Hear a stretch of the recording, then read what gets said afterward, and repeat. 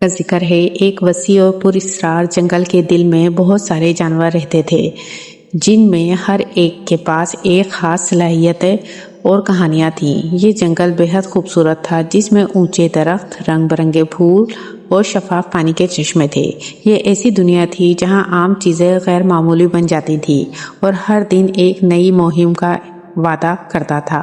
ان جانوروں میں لیو نامی ایک بہادر اور عظیم شیر تھا جو جنگل کا بادشاہ تھا۔ لیو عقل مند اور انصاف پسند تھا، ہمیشہ کمزور جانوروں کی حفاظت کرتا اور جنگل میں امن قائم رکھتا تھا۔ اس کے بہترین دوست ٹلی ایک ہوشیار اور تجسس بھری بندریا تھی، اور زارا اور ایک تیز رفتار اور دلکش ہرن تھی۔ ایک دن ایک پراسرار واقعہ پیش آیا جس نے جنگل کو ہلا کر رکھ دیا۔ زندگی نام کا جادوئی درخت جو جنگل کے مرکز میں کھڑا تھا اور تمام جانوروں کو زندگی فراہم کرتا تھا، مرجھانے لگا۔ پتے بھورے ہو گئے اور کبھی کھلنے والے پھول اپنی رنگت کھو بیٹھے تھے۔ جانور خوفزدہ تھے اور جانتے تھے کہ بغیر زندگی کے درخت کے جنگل اپنی جادوئی طاقت اور زندگی کھو دے گا۔ لیو نے تمام جانوروں کی ایک میٹنگ بلائی تاکہ اس مسئلے کا حل تلاش کیا جا سکے۔ ٹلی نے اپنے تیز دماغ کے ساتھ مشورہ دیا کہ وہ پرانے اور دانا کچھوے توران سے مدد لیں، جو جنگل کے کنارے رہتا تھا اور قدیم جادو کا وسیع علم رکھتا تھا۔ پختہ عزم اور امید کے ساتھ لیو، ٹلی اور زارا ایک شاندار سفر پر نکلے تاکہ توران کو تلاش کر سکیں۔ جب وہ جنگل سے گزر رہے تھے، انہیں بہت سی مشکلات کا سامنا کرنا پڑا اور انہوں نے راستے میں نئے دوست بنائے۔ انہوں نے شور مچاتے دریاؤں کو ایک ہاتھی، ایلی نام کے ایک مضبوط اور مہربان ہاتھی کی مدد سے عبور کیا، جس نے اپنی سونڈ سے انہیں حفاظت سے پار پہنچایا۔ جنگل کے گہرے حصے میں انہیں کاوی نامی ایک عقل مند اور جادوئی الو ملا، جس نے اپنی روشن بھری آنکھوں سے انہیں اندھیری راتوں میں راستہ دکھایا اور جنگل کے قدیم رازوں کی کہانیاں سنائیں۔ ایک شام جب وہ ایک پرامن چشمے کے پاس آرام کر رہے تھے تو جنگل میں ایک شدید طوفان آیا۔ درخت زور زور سے ہلنے لگے اور بجلی کی چمک سے آسمان دہلنے لگا۔ جب انہوں نے سوچا کہ وہ شاید کھو جائیں گے تو سائے سے خوشگوار آوازوں کا ایک گروہ سامنے آیا۔ یہ جادوئی جگنوؤں کا گروہ تھا جس کی قیادت لوما ایک نرم اور روشن رہنما کر رہی تھی۔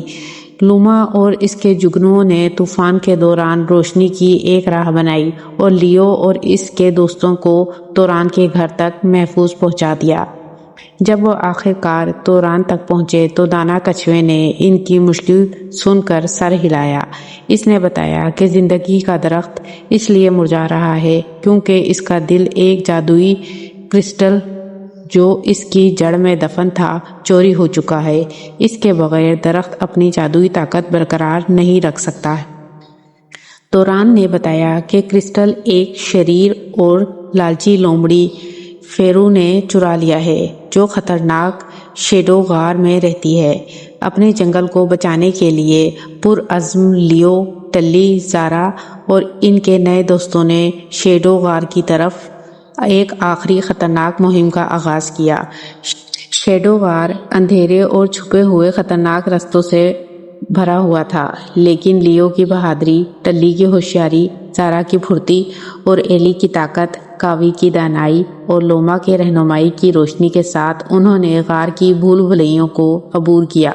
آخر کار وہ فیرو کے سامنے پہنچے جو چوری شدہ کرسٹل کو ایک شیاطینی مسکراہٹ کے ساتھ پکڑے ہوئے تھا۔ لیو نے آگے بڑھ کر مضبوط اور نرم دل آواز میں کہا، فیرو، زندگی کا درخت ہم سب کو زندہ رکھتا ہے، اس کے بغیر ہمارا جنگل برباد ہو جائے گا۔ براہ کرم کرسٹل واپس کر دو اور ہماری مدد کرو تاکہ زندگی بحال ہو سکے۔ فیرو نے گروہ کے اتحاد اور عزم سے متاثر ہو کر اپنے اعمال کی سنگینی کو سمجھ گیا۔ اس نے ہچکچاتے ہوئے آخر کار کرسٹل واپس کر دیا اور تسلیم کیا کہ اسے چرانا غلط تھا۔ کرسٹل کو واپس پا کر دوستوں نے جلدی سے زندگی کے درخت کی طرف دوڑ لگا دی۔